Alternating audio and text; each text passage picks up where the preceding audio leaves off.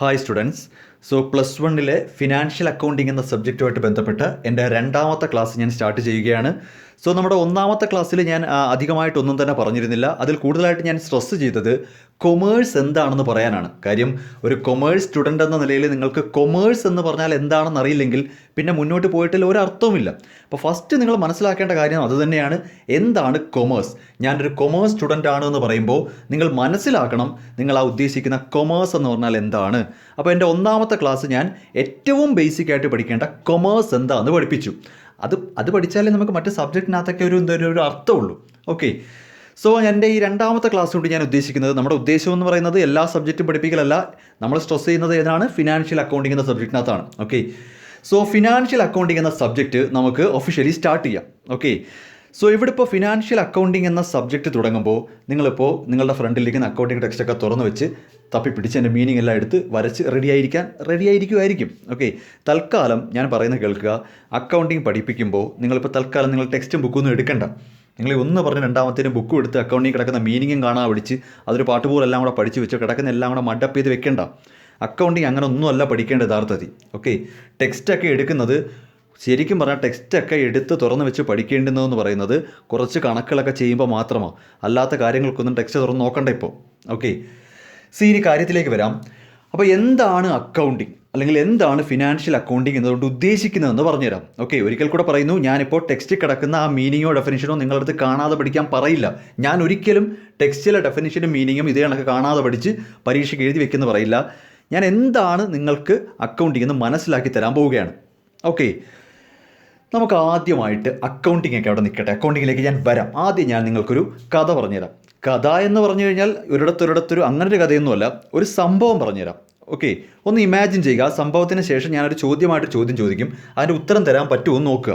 Okay, so കഥയെന്ന് പറയുന്നത് ഇങ്ങനെയാണ്, ഒരു വ്യക്തിയുടെ കഥയാണ്. ഓക്കെ, പുള്ളിക്കാരനെന്ന് പറയുന്നത് ഈ ബീച്ചിലും പാർക്കിലും എല്ലാം കപ്പലണ്ടിയും കടലയൊക്കെ വിൽക്കുന്നില്ലേ. ഓക്കെ, നമ്മുടെ കപ്പലണ്ടിയും കടലയൊക്കെ വിൽക്കുന്ന ആൾക്കാരെ കണ്ടിട്ടില്ലേ ബീച്ചിലൊക്കെ, അങ്ങനത്തെ ഒരു വ്യക്തിയാണ്. ഓക്കെ, പുള്ളിക്കാരൻ എല്ലാ ദിവസവും രാവിലെ എഴുന്നേറ്റ് ഏതെങ്കിലും ഒരു ഷോപ്പിൽ ചെന്നിട്ട് ആവശ്യത്തിന് കപ്പലണ്ടിയും കടലയും വാങ്ങും. ഓക്കെ, കപ്പലണ്ടി ആണെന്ന് വിചാരിച്ച ഒരു 5 കിലോ കപ്പലണ്ടി ഒരു കടയിൽ ചെന്ന് വാങ്ങിയിട്ട്, അറിയാലോ ഒരു ഉന്തുവണ്ടി കണ്ടിട്ടില്ലേ, അതിനകത്ത് കൃത്യമായിട്ട് ഉപ്പും മണലെല്ലാം കൂടി ഇട്ട് മിക്സ് ചെയ്ത് ചൂടോടുകൂടി കപ്പലണ്ടി വറുത്ത് പൊതിഞ്ഞ് ബീച്ചിലും പാർക്കിലും ഒക്കെ കൊടുക്കും. ഇതാണ് ഇയാളുടെ ജോലി. ഓക്കെ, സോ ഒരു ദിവസത്തെ കാര്യം പറയാം. ഇയാളുടെ ഒരു ദിവസത്തെ കാര്യം ഞാൻ നിങ്ങളെ മുമ്പിൽ അവതരിപ്പിക്കുകയാണ്. പുള്ളിക്കാരൻ രാവിലെ എഴുന്നേൽക്കുന്നു, അതിനുശേഷം ഈ പറയുന്ന പോലെ ബീച്ചിലേക്ക് ചെന്ന് കപ്പലണ്ടി വിൽക്കുന്നതിലേക്കായിട്ട് കപ്പലണ്ടി വാങ്ങണമല്ലോ. ഓക്കെ, ഇയാൾക്കിത് കൃഷി ചെയ്തെടുക്കുന്നതൊന്നും അല്ല. ഒരു കടയിൽ ചെന്ന് ഒരു 5 കിലോ കപ്പലണ്ടി കിലോയ്ക്ക് 100 രൂപ വെച്ച് വാങ്ങിക്കൊണ്ടുവന്ന് ഇയാളുടെ വാഹനത്തിൽ വെച്ച്, ഇയാളുടെ ആ ഒരു ഉന്തുവണ്ടിയിൽ വെച്ചതിന് ശേഷം അതിൽ നിന്നൊരു 3 കിലോയോളം കപ്പലണ്ടി എടുത്ത് ഉപ്പും മണലെല്ലാം ചേർത്ത് വറുത്തതിന് ശേഷം ആ 3 കിലോ കപ്പലണ്ടി ഇയാൾ ഏകദേശം 25ഓളം പൊതികളാക്കി മാറ്റിയതിന് ശേം ആ 25ഓളം പൊതികളും 10 രൂപ വെച്ചിട്ട് ബീച്ചിൽ അന്ന് വൈകുന്നേരത്തിന് മുമ്പ് വിറ്റ് തീർത്തു. ഇതിനിടയ്ക്ക് ഉച്ചയായപ്പോൾ തന്നെ ഇയാൾക്ക് വിറ്റ് കിട്ടിയ പൈസയിൽ നിന്നും ഒരു 40 രൂപ കൊടുത്ത് ചോറ് മേടിച്ച് കഴിച്ചായിരുന്നു. വൈകുന്നേരം 7 രൂപ കൊടുത്തൊരു ചായയും കുടിച്ചു. വീട്ടിലോട്ട് വൈകിട്ട് പോകുന്ന വഴിക്ക് പുള്ളിക്കാരൻ അയാളുടെ മകൻ ഒരു നോട്ട് ബുക്ക് വാങ്ങണമെന്ന് പറഞ്ഞു. ഒരു 30 രൂപ കൊടുത്ത് നോട്ട് ബുക്കും മേടിച്ച് വീട്ടിൽ ചെന്നിട്ട് കയ്യിലിരിക്കുന്ന പൈസ ഭാര്യയുടെ കൊടുത്തു. ഭാര്യയുടെ കയ്യിൽ എത്ര രൂപ കൊടുത്തു? അയാൾ ഭാര്യയുടെ കയ്യിൽ എത്ര രൂപ കൊടുത്തു? ഇതാണ് എൻ്റെ ചോദ്യം. ഇതിപ്പോൾ എത്ര രൂപ കൊടുത്തു എന്നറിയണമെങ്കിൽ ഇത് കേട്ട ഉടനെ നിങ്ങളിപ്പോൾ ഷോക്കിംഗ് ആയിരിക്കും. ഇയാൾ എന്തൊക്കെയായി പറയുന്നത്, എങ്ങനെ കണ്ടുപിടിക്കാനാണ്? ഞാൻ ഇങ്ങനെ അങ്ങ് പറഞ്ഞുകൊണ്ടിരുന്നു കഴിഞ്ഞാൽ നിങ്ങൾക്ക് അയാളുടെ കയ്യിൽ ബാക്കി എത്ര ഉണ്ടെന്ന് കണ്ടുപിടിക്കുന്ന കാര്യം വലിയ പാടാണ്. നിങ്ങൾക്കത് പറ്റും. നിങ്ങൾ ഈ വീഡിയോ ഒന്ന് പോസ് ചെയ്തിട്ട് ഒന്ന് ബാക്ക് പോയിട്ട് ഇതൊന്നും കൂടെ കേൾക്കുമ്പോൾ ഈ കാര്യങ്ങളെല്ലാം ബുക്കിൽ എഴുതി വെച്ചിരുന്നെങ്കിൽ നിങ്ങൾക്കിത് പെട്ടെന്ന് പറയാൻ പറ്റിയാണ്. ഇതല്ലേ ഇപ്പോൾ നിങ്ങളുടെ മനസ്സിൽ വന്നത്. ഞാനിങ്ങനെ ചിലവില എന്ന് പറഞ്ഞുകൊണ്ടിരുന്ന ഓട്ടോമാറ്റിക്കലി നിങ്ങൾക്കിത് പറയാൻ പറ്റില്ല. പക്ഷേ പറ്റുമായിരുന്നു. ഞാൻ നിങ്ങളോട് ഒരു ബുക്ക് എടുത്ത് ഞാൻ ഈ പറയുന്ന കാര്യങ്ങൾ അതുപോലെ എഴുതി വയ്ക്കെന്ന് പറഞ്ഞിരുന്നെങ്കിൽ ലാസ്റ്റ് നിങ്ങൾ പറഞ്ഞേനെ ഇത്ര രൂപ അയാളുടെ കയ്യിലുണ്ട്. ഇവിടെ സംഭവിച്ചത് എന്താണെന്ന് ചോദിച്ചു കഴിഞ്ഞാൽ, ഒരു വ്യക്തിയുടെ ഒരു ദിവസത്തെ ചെറിയൊരു കച്ചവടത്തിൻ്റെ കാര്യം പോലും ഇങ്ങനെ പറയുന്നത് കേട്ടെന്ന് കരുതി നമുക്ക് ഓർമ്മ നിൽക്കണമെന്നില്ല. മനസ്സിലാവുന്നുണ്ടോ? നമുക്കിത് ഓർമ്മ നിൽക്കണമെന്നില്ല. ഇതിപ്പോൾ 10 ദിവസത്തിന് ശേഷമാണ് ചോദിക്കുന്നതെങ്കിൽ നമുക്ക് ഒട്ടും ഓർമ്മ കാണത്തില്ല. അയാൾക്ക് പോലും അത് ഓർമ്മ കാണത്തില്ല എത്ര രൂപ ഉണ്ടായിരുന്നത് അന്നത്തെ കാര്യത്തിൽ. നമ്മൾ ഈ ഓർത്ത് വെക്കുന്നതിന് വേണ്ടി അല്ലെങ്കിൽ എന്തെങ്കിലും കാര്യങ്ങൾ ഓർത്ത് വെക്കുന്നതിന് വേണ്ടി നമ്മൾ എന്താ ചെയ്യുന്നത്? അതെവിടെയെങ്കിലും എഴുതി വെക്കും.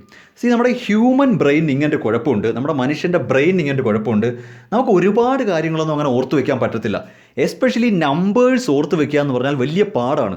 നമ്മുടെ മനുഷ്യൻ്റെ തലച്ചോറിന് അങ്ങനൊരു പോരായ്മയുണ്ട്. നമ്മൾ ഭയങ്കര ബുദ്ധിയുള്ളവരാണ്. മനുഷ്യരെന്ന് പറഞ്ഞാൽ ഭയങ്കര ബുദ്ധിമാന്മാരാണെങ്കിലും നമ്മുടെ ഓർമ്മശക്തി എന്ന് പറയുന്നത് പരിമിതമാണ്. ഓക്കെ, നമ്മുടെ ഓർമ്മശക്തി പരിമിതമാണ്. നമുക്ക് ജീവിതത്തിൽ നടന്ന A to Z കാര്യങ്ങൾ എല്ലാ കാര്യങ്ങളും ഒന്നും അങ്ങനെ ഓർത്തിരിക്കാനൊന്നും പറ്റത്തില്ല. പ്രത്യേകിച്ച് നമ്പേഴ്സ് ഓർത്തിരിക്കുക എന്ന് പറഞ്ഞാൽ ഭയങ്കര ഡിഫിക്കൽട്ടാണ്. ഇവിടെ സംഭവിച്ചത് ഈ കപ്പലണ്ടി കച്ചവടക്കാരൻ്റെ ഒരു ദിവസത്തെ ട്രാൻസാക്ഷനും ഒരു ദിവസത്തെ അയാളുടെ കച്ചവടത്തിൻ്റെ കാര്യങ്ങളും ഞാൻ വാക്കാൽ ഇങ്ങനെ പറഞ്ഞത് കേട്ട് നിങ്ങൾക്ക് അവസാനം ഉത്തരം തരാൻ പറ്റിയില്ല. പക്ഷേ തീർച്ചയായിട്ടും നിങ്ങളിതൊരു ബുക്കിൽ എഴുതി വെച്ചിട്ടാണ് കൂട്ടിയതെങ്കിൽ അവസാനം നിങ്ങൾ ആൻസർ പറഞ്ഞേനെ. ഓക്കെ, ശ്രദ്ധിച്ച് കേട്ടോണേ. ഇതിൻ്റെ മറ്റൊരു എക്സാമ്പിൾ ഞാൻ പറഞ്ഞു തരാം. നമ്മളെല്ലാവരും വീട്ടിൽ പലചരക്ക് കടയിൽ സാധനം വാങ്ങാൻ പോകുന്നവരാണ്. അരി, ഉപ്പ്, മുളക്, കായമൊക്കെ. അപ്പോൾ അമ്മമാർ വീട്ടിൽ നിന്ന് ഇങ്ങനെ പറഞ്ഞു വിടും, 5 കിലോ അരി, 1 കിലോ മുളക്, 1 കിലോ മല്ലി, 100 കടുക് എന്നൊക്കെ പറഞ്ഞു വിടും. ഒരു 6-7 ഐറ്റം, ഒരു 10 ഐറ്റം ഇങ്ങനെ പറഞ്ഞു വിടുമ്പോൾ ഓട്ടോമാറ്റിക്കലി നമ്മൾ എന്ത് ചെയ്യും? നിങ്ങൾക്ക് തന്നെ അറിയാം, നമ്മളതൊരു പേപ്പറിലോട്ട് എഴുതി വെക്കും. അങ്ങനെ എഴുതി വെക്കാതെ പോയാൽ കടയിൽ ചെല്ലുമ്പം കടുക് 5 കിലോ ആയിപ്പോവും. നമ്മൾ മറന്നു പോകും. അതാണ് നമ്മുടെ പ്രശ്നം അല്ലേ? അപ്പോൾ വീട്ടിൽ അമ്മമാർ സാധനം വാങ്ങാൻ പറഞ്ഞു വിടുന്നത് പോലും നമുക്ക് ഓർമ്മയില്ല. തൊട്ടപ്പുറത്താണ് കട. നമ്മൾ ബൈക്ക് എടുത്ത് തൊട്ടങ്ങോട്ട് പോയി കഴിഞ്ഞാൽ മതി, തൊട്ടപ്പുറത്താണ് കട.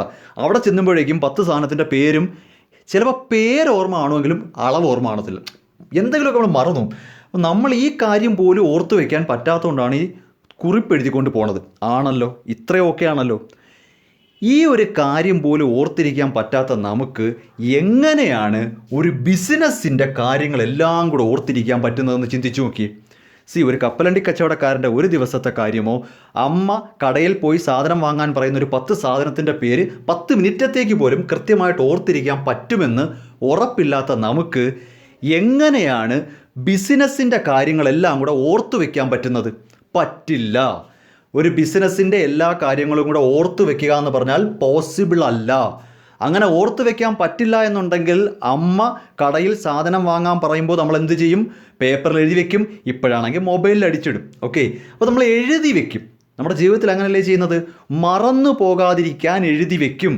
ഓക്കെ, അതിൻ്റെ ഒരു നെഗറ്റീവ് വെർഷനാണ് നിങ്ങൾ പരീക്ഷയ്ക്ക് തുണ്ടു വയ്ക്കുക എന്ന് പറയുന്നത്. പഠിച്ചത് മറന്നുപോയി എന്ന റീസൺ കൊണ്ടാണല്ലോ തുണ്ടെഴുതി കൊണ്ടുപോകണം പരീക്ഷയ്ക്ക്. അതൊക്കെ ഇതിൻ്റെ ഭാഗമാണ്. മറന്നു പോകുന്നു എന്നതുകൊണ്ടാണല്ലോ ഈ പരിപാടി കാണിച്ചു വെക്കുന്നത്. അപ്പോൾ ഈ മറവിക്ക് ഒരു പ്രതിവിധിയാണ് കുറിച്ചു വെക്കൽ. ആണല്ലോ, കാര്യങ്ങൾ മറന്നു പോകുമെന്ന പേടിയുണ്ടെങ്കിൽ ബുക്കിലോട്ട് എഴുതി വെക്കുക. അതിങ്ങനല്ലേ ബുക്ക് ഈ പറയുന്ന സ്കൂളിൽ നോട്ടൊക്കെ എഴുതുന്നത്. ടീച്ചേഴ്സ് പറയുന്ന എല്ലാ കാര്യങ്ങളും ഒരു വർഷം കഴിഞ്ഞ് പരീക്ഷയുടെ അന്ന് ഓർമ്മയുണ്ടെങ്കിൽ നോട്ട് ബുക്കേ വേണ്ട. എന്തിനാണ് നോട്ട് എഴുതിയത്? നിങ്ങൾ എന്തിനാണ് ക്ലാസ്സിൽ നോട്ട് എഴുതിയെടുക്കുന്നത്? മറന്നു പോകാതിരിക്കാൻ വേണ്ടിയാണ്. നമ്മളെന്തായാലും മറന്നു പോകും. പിന്നെ പരീക്ഷയ്ക്ക് ബുക്കെങ്കിലും എടുത്ത് നോക്കിക്കൂടെ? ഇത് നമ്മുടെ ജീവിതത്തിലെല്ലാം അപ്ലൈ ചെയ്യാൻ പറ്റുന്ന കാര്യമാണല്ലോ. ആണ്. ഇത്രേ ഉള്ളൂ സത്യത്തിൽ ഈ അക്കൗണ്ടിങ്ങിൻ്റെ കേസും പറയാൻ. ബിസിനസ്സിൽ നടക്കുന്ന കാര്യങ്ങൾ എല്ലാം കൂടെ ഒരാൾക്ക് ഓർത്ത് വയ്ക്കാൻ പറ്റില്ല. അപ്പോൾ എന്ത് ചെയ്യണം? അത് കുറിച്ച് വെക്കണം. ബിസിനസ്സിൽ നടക്കുന്ന കാര്യങ്ങളെല്ലാം അപ്പോൾ ഒരു ബുക്ക് എടുത്ത് കുറിച്ച് വെക്കണം. ഇത്രയും കാര്യം ഓക്കെയാണ്, 100% ഓക്കെയാണ്. ശരി, അപ്പോൾ നിങ്ങൾ ചോദിക്കും, ബിസിനസ്സിൽ നടക്കുന്ന കാര്യങ്ങൾ കുറിച്ച് വെക്കണം, അത് ഓക്കെ, അത് ഞങ്ങൾക്ക് മനസ്സിലായി. അല്ല, അതിനെന്തിനാണ് ഇത്രയും വലിയൊരു സബ്ജക്റ്റായിട്ട് ഈ +1 തന്നെ ഏറ്റവും പ്രധാനപ്പെട്ട സബ്ജക്റ്റായിട്ടൊക്കെ അക്കൗണ്ടിങ് എന്നൊരു സബ്ജക്റ്റൊക്കെ പഠിക്കുന്ന എന്തിനാ? ബിസിനസ്സിൽ നടക്കുന്ന കാര്യങ്ങളെല്ലാം എഴുതി വെക്കുമായിരിക്കും. അതിന് നിങ്ങൾക്ക് എന്താ? അവിടെയാണ് നമ്മുടെ യഥാർത്ഥ പ്രശ്നം തുടങ്ങാൻ പോണത്. ബിസിനസ്സിൽ നടക്കുന്ന കാര്യങ്ങളെല്ലാം കുറിച്ച് വെക്കുമെന്നേ ഞാൻ പറഞ്ഞോളൂ. പക്ഷേ ഓരോ ബിസിനസ്സുകാരനും അവനവൻ ഇഷ്ടപ്പെട്ട രീതിയിൽ കുറിച്ച് വെക്കാൻ പറ്റില്ല. Yes, this is the point. ഓരോ ബിസിനസ്സുകാർക്കും അവരവർക്ക് ഇഷ്ടപ്പെട്ട രീതിയിൽ കുറിച്ച് വെക്കാൻ പറ്റില്ല എന്ന പ്രശ്നം കൊണ്ടാണ് അക്കൗണ്ടിങ് എന്ന സബ്ജക്റ്റ് വന്നത്. എന്താ ബിസിനസ്സിലെ കാര്യങ്ങളെല്ലാം കുറിച്ച് വെക്കണം എന്നുണ്ടെങ്കിൽ ബിസിനസ്സിൽ രാജു ഒരു രീതി കുറിച്ച് വെക്കും, രാധ വേറെ രീതി കുറിച്ച് വെക്കും, രാമൻ വേറെ രീതി കുറിച്ച് വെക്കും.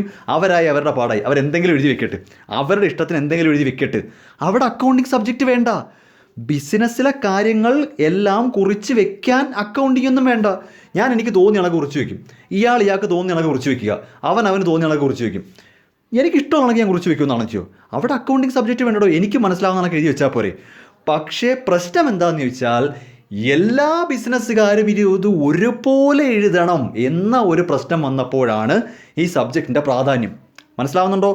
ബിസിനസ് ട്രാൻസാക്ഷൻ കുറിച്ച് വെക്കണമെന്നല്ല, എല്ലാവരും ഒരേപോലെ തന്നെ കാര്യങ്ങൾ എഴുതി വെക്കണം എന്ന ഒരു പ്രശ്നം വരുമ്പോഴാണ് നിങ്ങൾക്ക് ഈ പറയുന്ന സബ്ജക്റ്റിൻ്റെ പ്രാധാന്യം. അതായത് കോട്ടയത്തുള്ള രാജുവും കൊച്ചിയിലുള്ള രാമുവും എറണാകുളത്തുള്ള രാധയും എല്ലാവരും ബിസിനസ്സിൻ്റെ കാര്യങ്ങൾ ഒരേ രീതിയിൽ തന്നെ കുറിച്ച് വെക്കണം.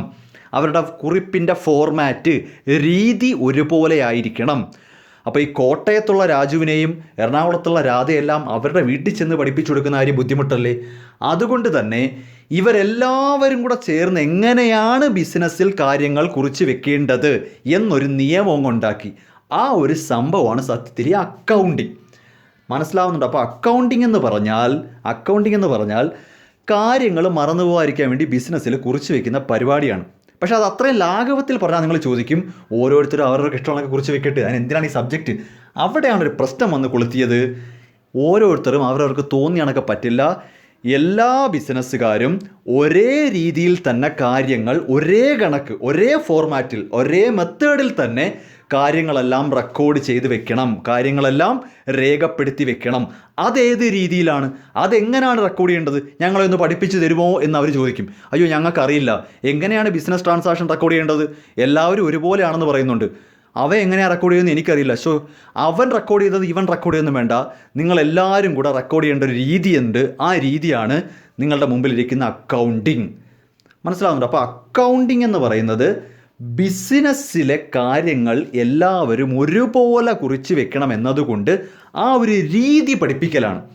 ബിസിനസ്സിൽ നടക്കുന്ന കാര്യങ്ങൾ ബുക്കിലേക്ക് കുറിച്ച് വെക്കുന്ന രീതി എങ്ങനെയാണെന്നുള്ളതാണ് നമ്മൾ ഈ സബ്ജക്റ്റിൽ പഠിക്കേണ്ടത്. മനസ്സിലാവുന്നുണ്ടോ? അതാണ് ഈ സബ്ജക്റ്റിൻ്റെ പ്രാധാന്യം. ഇത്രയും നിങ്ങളിപ്പോൾ മനസ്സിലാക്കിയാൽ മതി. ഇതിൽ കൂടുതലായിട്ട് ഒന്നും ഇല്ല ഈ സബ്ജക്റ്റിൽ. പലരും പലതും പറഞ്ഞ് പേടിപ്പിക്കുമായിരിക്കും, അക്കൗണ്ടിങ് ആനയാണ് ചേനയാണെന്നൊക്കെ.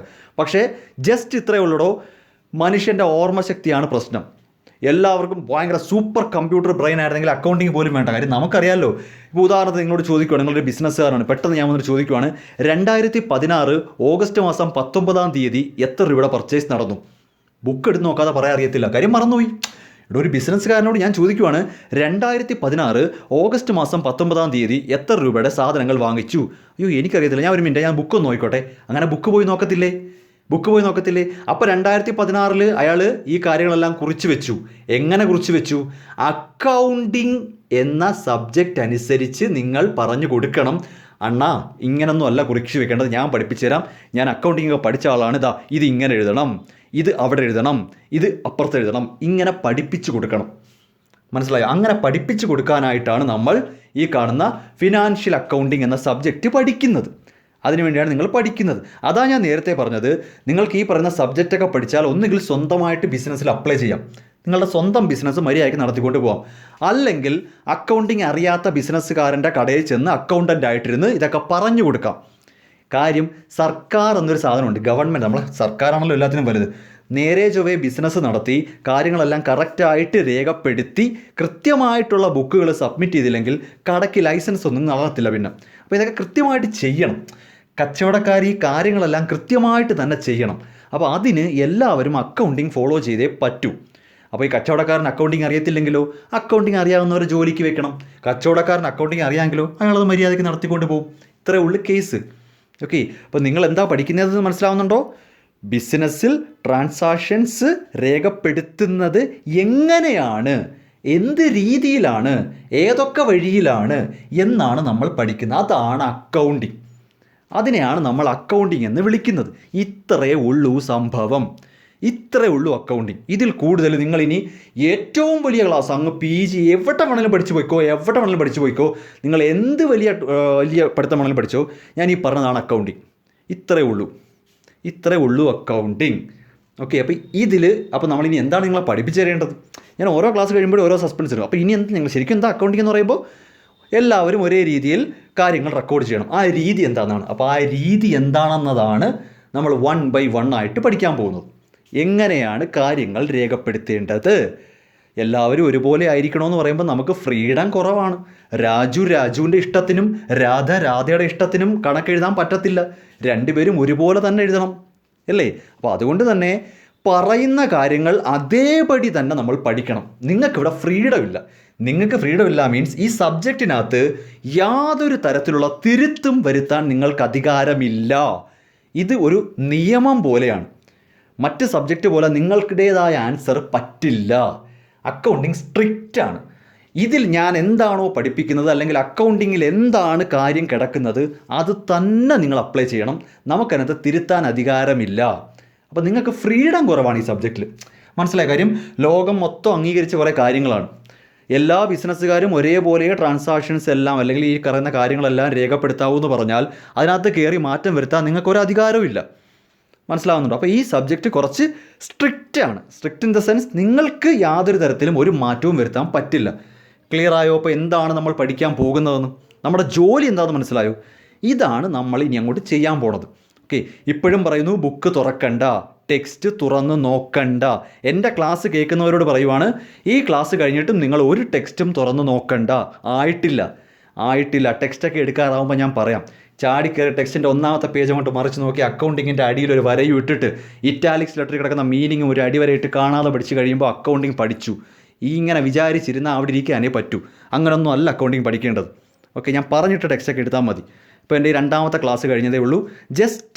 ജസ്റ്റ് എന്താണ് അക്കൗണ്ടിങ് എന്ന് മാത്രം വളരെ കോമൺ ആയിട്ട് വളരെ സിമ്പിളായിട്ടൊന്ന് പറഞ്ഞു തന്നു. ഓക്കെ ആണല്ലോ? ഓക്കെ, അപ്പോൾ എൻ്റെ മൂന്നാമത്തെ ക്ലാസ്സിന് വെയിറ്റ് ചെയ്യുക.